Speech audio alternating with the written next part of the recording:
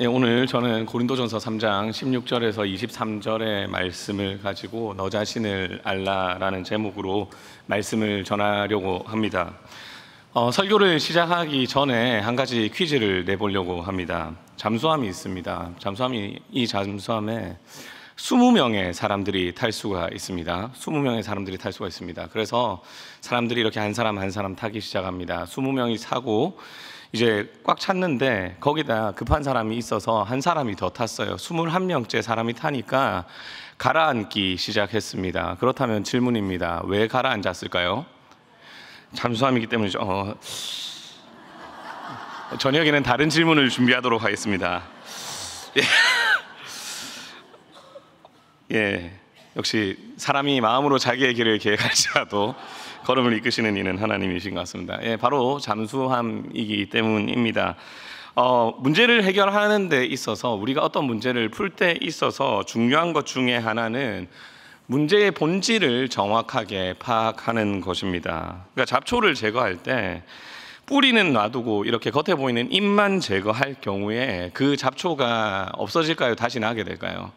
다시 나게 되는 것처럼 우리가 겉으로 드러나는 그 현상만 보고 정작 그 문제의 본질을 건드리지 못하면 그 문제를 제대로 해결할 수가 없다는 것입니다. 방금 냈던 문제에서 간혹 가다가 잠수함이 아니라 이제 21명이라서 가라앉았다고 하시는 분들이 있습니다. 이제 그런 분들이 있다면 뭐가 포인트가 된 것입니까? 이제 잠수함이라는 그 본질에 집중한 것이 아니라 인원수라는 것까지에 집중하면 그 문제를 제대로 해결할 수 없는 것처럼 사실은 어떤 문제를 해결하는 데 있어서 그만큼 그 문제의 본질이 무엇인지를 정확하게 파악하는 것이 참 중요하다라는 말입니다. 우리가 읽었던 고린도 전서의 말씀은 사도 바울이 고린도 교회에 보내는 편지입니다. 고린도 교회는 여러 가지 다양한 문제가 있었습니다. 교회 내에 음행의 문제도 있었고요, 성도 간의 소송의 문제도 있었고, 예언과 관련된 문제, 성찬과 관련된 문제 등 정말로 많은 문제가 있었던 것이 바로 고린도 교회입니다. 그런데 이렇게 수많은 문제가 고린도 교회 안에 있었는데 그 중에서 첫 번째로 바울이 언급하는 문제가 바로 성도 간의 분열에 관한 문제입니다. 뭐에 관한 문제라고요? 뭐에 관한 문제라고요? 분열에 관한 문제입니다.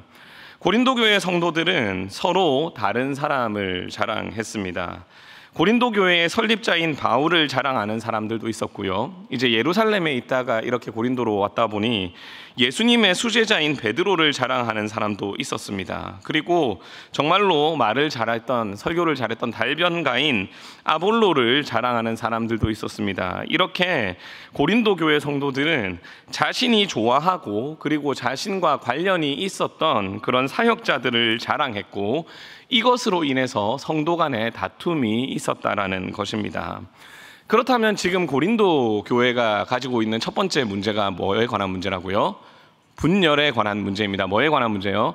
분열에 관한 문제라면 이런 분열의 문제를 어떻게 해결하면 될까요? 이제 분열을 했다는 것은 서로 사이가 좋다는 것입니까? 사이가 안 좋아졌다는 것입니까? 안 좋아졌다라는 것이죠. 그러니까 이제 뭐 대표들을 모아서 이렇게 화해하자, 우리 이렇게 싸우지 말자, 서로 자랑하지 말자, 이런 식으로 해결할 수도 있을 것입니다. 하지만 이렇게 서로 화해시키고 다투지 말자고 하는 이런 해결책이 정말로 이 문제에 대한, 이 분열의 문제에 대한 진정한 해결책이 될까요? 만약에 됐다면 제가 설교를 여기서 마무리하도록 하겠죠, 맞죠? 예, 아닐 것입니다. 물론 이렇게 화해했을 때 겉으로 보기에는 그 문제가 해결된 것처럼 보일 것입니다. 왜냐하면 더 이상 그렇게 하면 다툴까요? 안 다툴까요? 안 다투니까요. 겉으로 봤을 때 이 문제는 해결되는 것처럼 보일 것입니다. 하지만 이것이 정말 진짜 해결책이 될 수 없는 이유는 이 방법은 진짜 이 문제의 본질을 건드린 것이 아니기 때문입니다. 그렇다면 우리는 지금 고린도 교회 성도들이 분열했다고 하는데 우리가 정말로 고민해봐야 하는 것은 고린도 교회 성도들의 분열에 있어서 이 문제의 본질이 무엇이냐는 것입니다. 이 문제의 원인이 무엇이냐는 것이죠. 그것은 바로 단순히 서로 다퉜다라는 것이 아니라 무엇을 자랑하는가에 대한 문제입니다. 뭐에 대한 문제라고요? 무엇을 자랑하는가에 관한 문제입니다. 그러니까 고린도 교회 성도들이 지금 보면은 이제 바울을 자랑하고 아볼로를 자랑하고 베드로를 자랑하고 이 정도 할 정도였으면 이 사람들이 교회를 대충 다닌 사람들일까요? 열심히 다닌 사람들일까요? 열심히 다닌 사람들입니다. 그러니까 그 사람들이랑 친하니까 자랑이 되겠죠.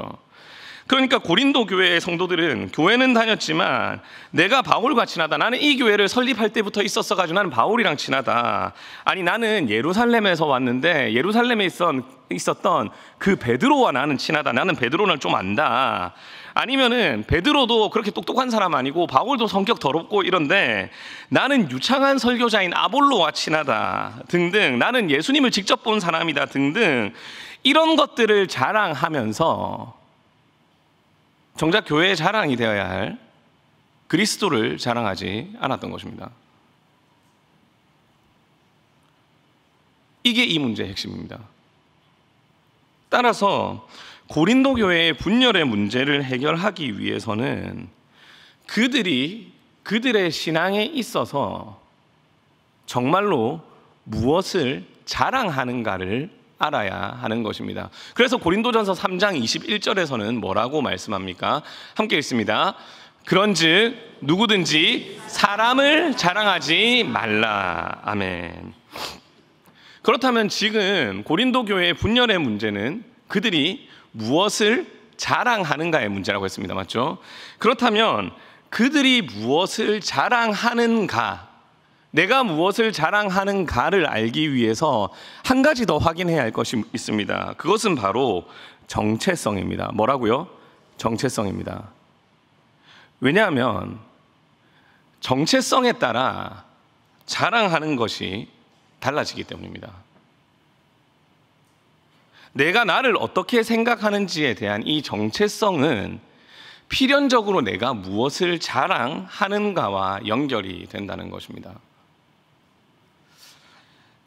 제가 보기엔 이래도 고등학교 때 공부를 조금 했습니다. 제가 보기엔 이래도 고등학교 때 공부를 조금 했습니다. 그래서 제가 고등학교 때, 그렇다면 제가 고등학생 때는 뭐를 자랑했을까요? 조금 했지만 어쨌거나 공부와 성적을 자랑했겠죠. 그런데 제가 지금 이제 목사가 되었고 부모가 되었습니다. 맞죠? 그런데도 제가 만약에 제가 고등학생 때 사실 성도님들 이러면서 설교 때마다 제가 고등학생 때 사실 좀 공부를 좀 했는데 만약에 계속 이렇게 자랑한다면 저는 지금 저의 정체성을 목사나 부모로 생각하고 있다는 것입니까? 여전히 고등학생에 머물러 있는 것입니까? 고등학생에 머물러 있는 것입니다. 그때 내가 고등학생 때, 학생 때는 그것을 자랑할 수 있죠. 근데 제가 부모가 되고 목사가 됐으면 저는 저희 가족을 자랑하고 하나님의 말씀을 자랑해야 하는 것입니다. 그러니까 우리가 무엇을 자랑하는가는 정체성, 자신이 자신을 무엇으로, 누구로 생각하고 있는가와 밀접하게 연결되어 있습니다. 따라서 고린도 교회의 분열의 문제, 이 사람을 자랑하는 문제를 해결하는 방법은 무엇입니까? 단순히 너희 세상 것 자랑하지 마라, 사람을 자랑하지 마라, 여기에서 이렇게 말하는 것이 아니라 고린도 교회의 성도들의 정체성을 확인하고 회복하는 것에서부터 시작해야 하는 것입니다. 그래서 오늘 설교의 제목을 제가 뭐라고 잡았습니까? 너 자신을 알라. 아무도 설교 제목은 안 읽고 오셨군요. 네, 오늘 설교의 제목을 제가 너 자신을 알라라고 하는 것입니다. 왜 그렇습니까? 너 자신이, 나 자신이 어떤 존재인지 아는 것, 고린도 교회 성도들이 자신이 어떤 존재인지를 정확하게 알 때, 그때서야 고린도 교회의 분열의 문제가 해결될 수 있기 때문입니다. 그래서 오늘 본문에서 사도 바울이 뭐라고 시작합니까? 3장 16절의 말씀입니다. 함께 읽어보겠습니다. 시작. 너희가 하나님의 성전인 것과 하나님의 성령이 너희 안에 계신 것을 알지 못하느냐. 아멘. 지금 사도 바울이 뭐로 시작합니까? 너희는. 왜 너희는 이라는 문제로, 왜 다른 것을 자랑하고 분열되어 있는 상황에서 너희는 이라는 말로 시작을 하는 것입니까? 너희가 하나님의 성전인 것을, 너희가 단순히 교회를 다니는 사람들이 아니라 너희의 정체성이 바로 하나님의 성전이라는 것, 너희는 하나님의 성전이 거하시는 거룩한 존재라는 것, 이 정체성을 고린도 교회 성도들이 정확하게 알게 될 때, 너희가 어떤 존재인지를 정확하게 알게 될 때 고린도 교회의 분열의 문제가 해결될 수 있기 때문입니다. 그렇다면 지금 분열해 있는, 서로 다른 사람을 자랑하고 있는 고린도 교회의 정체성은 무엇입니까? 바로 하나님의 성전이라는 것입니다. 너희가 하나님의 성전이기 때문에 너희는 무엇을 자랑해야 한다는 것입니까? 하나님을 자랑해야 한다는 것입니다. 그런데 너희가 하나님의 성전이라는 이 정체성에 있어서 중요한 것이 또 하나 있습니다. 계속 중요한 것이 많이 생기죠. 네. 또 하나 있습니다. 그것은 무엇이냐면, 너희가 하나님의 성전이라는 것은 하나님의 성령이 너희 안에 거하시는 것에서 시작된다는 것입니다.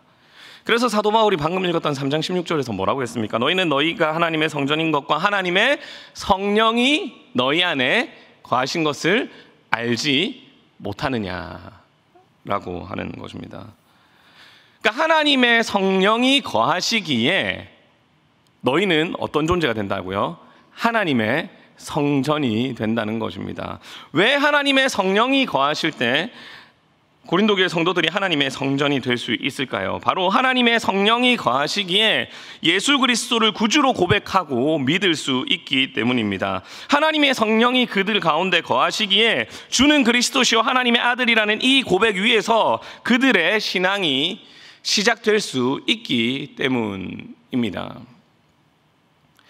그렇다면 고린도 교회 성도들은 하나님의 성령이 거하시는 하나님의 성전인데, 이렇게 하나님의 성령이 그들 가운데 거하실 때 나타나는 또 한 가지의 특징이 있습니다. 그들의 성전됨 뿐만 아니라 하나님의 성령이 고린도 교회 성도들에게 거하실 때 나타나는 특징이 한 가지 더 있습니다.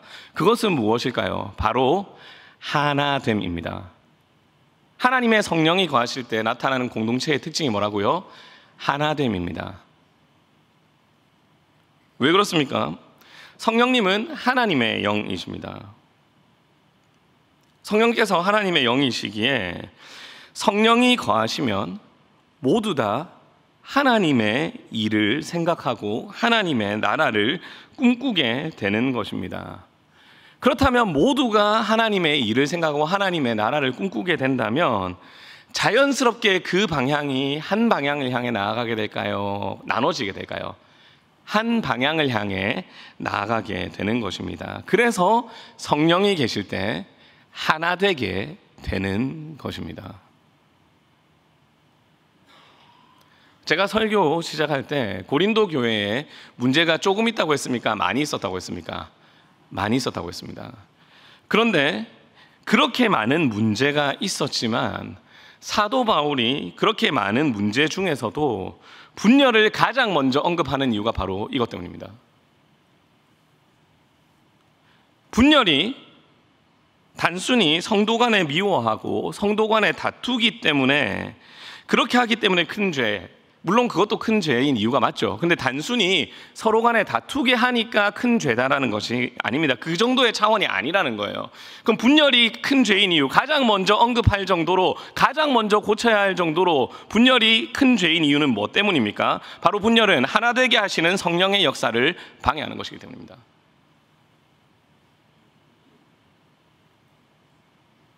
즉, 교회의 분열은 성령이 충만하지 않을 때 나타나는 현상이라는 것입니다. 그래서 사도 바울이 고린도 교회의 분열에 대해서 뭐라고 얘기합니까? 고린도전서 3장 17절의 말씀입니다. 함께 읽습니다. 누구든지 하나님의 성전을 더럽히면 하나님이 그 사람을 멸하시리라. 하나님의 성전은 거룩하니 너희도 그러하니라. 아멘. 잠시만 떼어주십시오.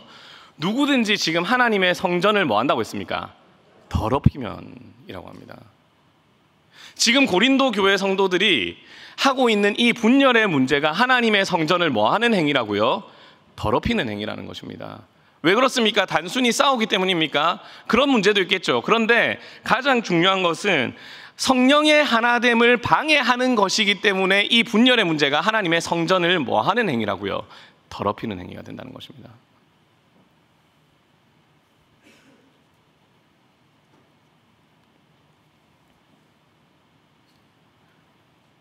그렇다면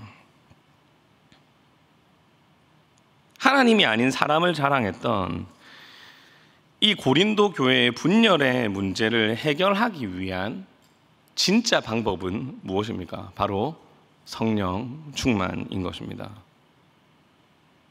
왜 그렇습니까?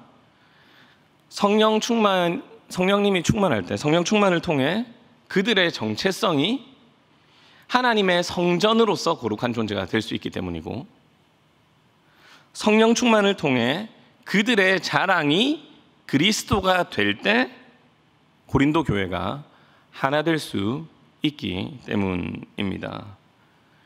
그러면 우리가 이 고린도 교회의 문제를 보면서, 분열의 문제를 보면서 우리가 정말로 고민해야 하는 것이 무엇입니까? 바로 성령 충만이란 무엇인가? 라는 것입니다. 우리가 그토록 갈망하는 성령 충만이, 성령의 충만하심이 과연 어떤 것인가라는 것이죠. 우리는 성령 충만이라고 하면 뜨거움이라든지 이제 이적이라든지 이런 것들을 많이 생각합니다.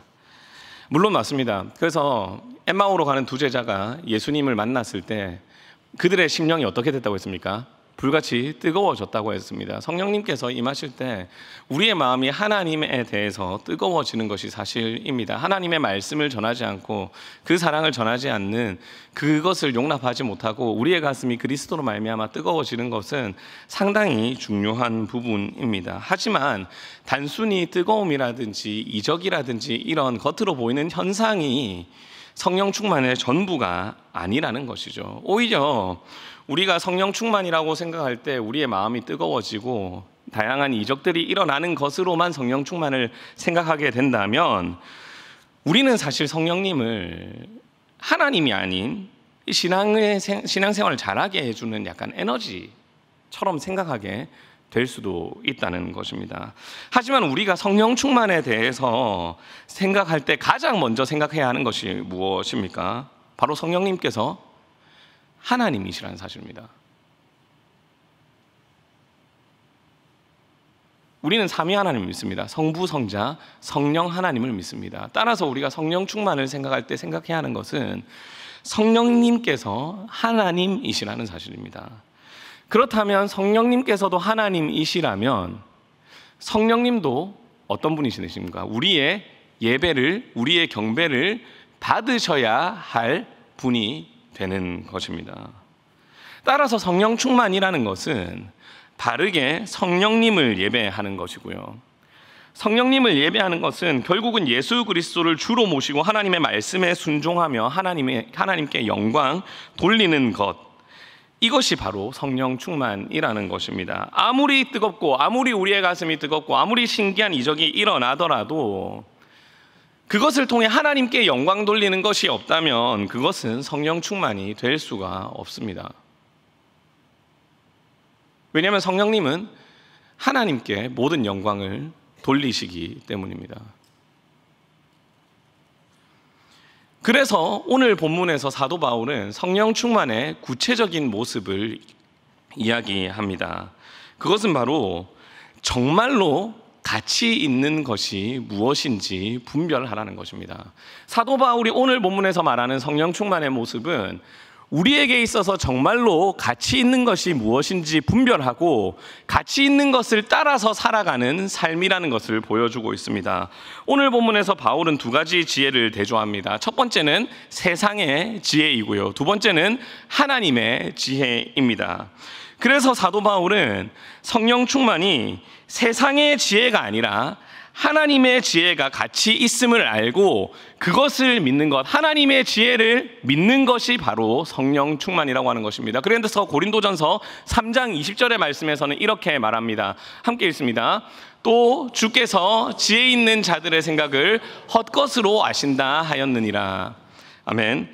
이 말씀은요, 사도 바울이 시편 94편 11절의 말씀을 인용한 것입니다. 시편에도 보니까 결국은 진정으로 성령 충만한 사람은 세상의 지혜를 따르지 않는 사람인데, 시편 94편 11절의 말씀에서는 좀 더 정확하게 뭐라고 얘기하냐면, 지혜 있는 자들의 생각을 헛것으로 아신다는 수준이 아니라 사람의 생각이 허무하다라고 얘기하십니다.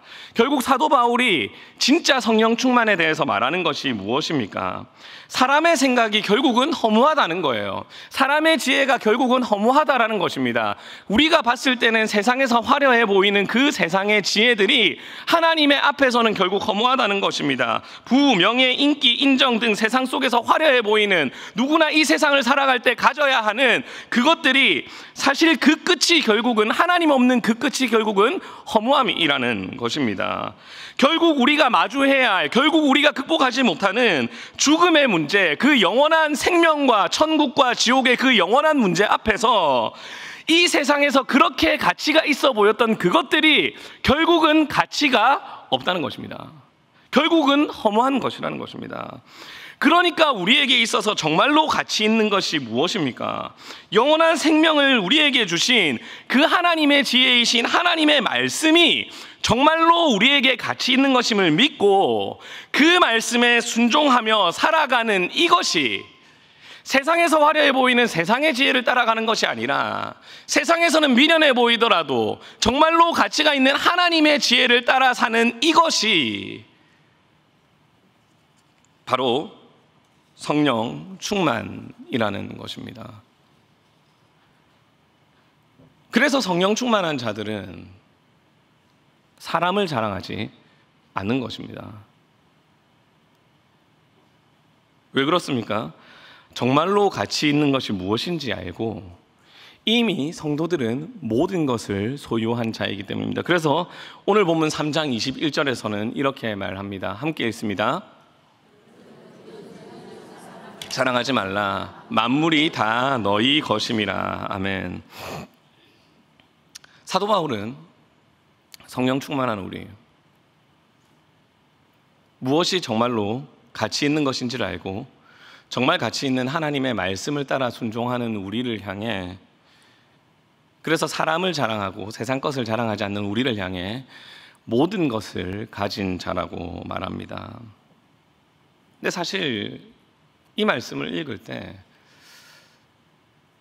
위로가 되기도 하지만 사실은 좀 힘든 부분도 있습니다. 왜냐하면 사실 우리의 모습이 모든 것을 가지지 못한 것처럼 보이거든요.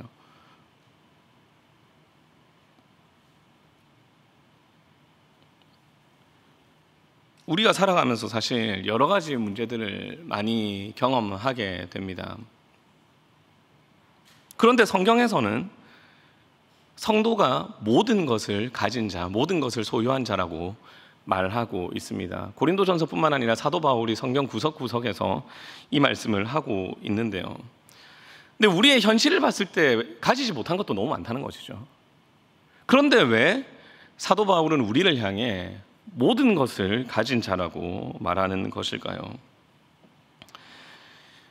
4년마다 열리는 온 세계인의 축제 월드컵이 있습니다. 맞죠? 예, 그래서 월드컵 경기에서 제가 두 팀을 비교를 해보겠습니다. 월드컵을 하면 예선을 하고 이제 본선을 하지 않습니까? 맞죠? 그러면은 예선에서 전승을 한 번도 지지 않은 팀과, 그런데 16강에서 바로 떨어진 팀이 있습니다. 예선은 너무 잘했어요. 한 번도 지지 않았습니다. 너무 잘했는데 16강에서 떨어진 팀, 아니면은 결승전에서 떨어진 팀과 예선에서 너무 힘들었어요. 예선을 통과할지 못할지도 모를 정도로 처음부터 지고 비기고 힘들게 겨우 올라갔는데 최종적으로 우승한 팀이 있습니다. 그렇다면 예선에서 전승을 하고 결승전에서 패배한 팀과 예선에선 힘들었지만 결승전에서 우승한 팀이 있다면 이 두 팀 중에 모든 것을 가진 팀은 어떤 팀입니까? 예선에서 이긴 팀입니까? 우승을 한 팀입니까? 우승을 한 팀입니다. 중간에 과정이 아무리 힘들고 위태로웠어도 결국은 우승한 팀이 모든 것을 가지게 됩니다. 즉, 최후의 승리하는 자가 모든 것을 가진 자라는 것입니다. 그리고 우리는 죄와 사망의 권세에서 승리하신 그리스도를 통해 죄와 사망에서 승리한 존재입니다. 결국 최후의 승리를 이미 가진 존재. 예수님께서 비유로 말씀하셨던 것처럼 가진 것을 다 팔아서 가장 소중한 보물을 가진 존재. 그 사람들이 바로 성도입니다. 그러니 성도는 모든 것을 다 가진 자가 되는 것입니다. 물론 이 세상을 살아가는 동안 우리의 삶이 쉽지 않고 우리의 삶이 버거운 게 많고 지금 이 시간도 기도해야 할 문제가 너무 많더라도 우리는 이 모든 것을 합력하여 하나님께서 선을 이루실 것을 믿습니다. 지금 당장은 힘들더라도 이것이 결국 우리의 최후 승리인 구원으로 향해 가는 여정이기에 우리는 이것을 믿으며 나아가기에 성도는 모든 것을 가진 존재가 되는 것입니다. 그렇다면 이렇게 모든 것을 다 가진 성도들이 어떻게 삶을 살까요? 고린도후서 6장 8절에서 10절 말씀을 보면서 말씀을 마무리하려고 합니다. 함께 읽습니다. 우리는 속이는 자 같으나 참되고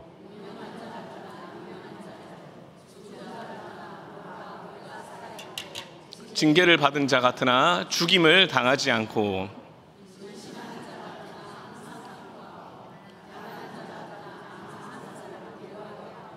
아무것도 없는 자 같으나 모든 것을 가진 자로다. 아멘. 잠시 뛰어나 주십시오.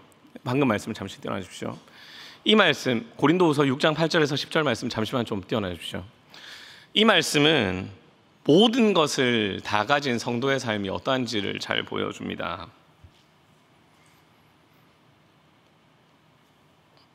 성령 충만한 우리는 속이는 자 같으나 참됩니다. 믿지 않는 사람들은 기독교를 보고 천국으로 사기친다고 말하고 종교는 아편이라고 말하지만 이렇게 말씀이 세상 사람들 기준에는 속이는 것 같고 말씀에 힘이 없는 것 같지만 우리는 이 말씀이 진리임을 믿고 이 말씀이 참임을 증명하고 경험하며 살아가는 자들입니다.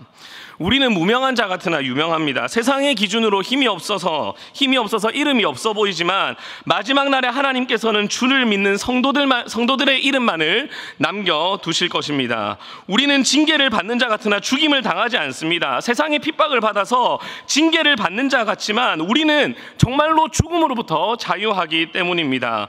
근심하는 자 같으나 항상 기뻐합니다. 왜 그렇습니까? 모든 것을 합력하여 정말로 모든 것을 합력하여 선을 이루실 것을 믿기 때문입니다.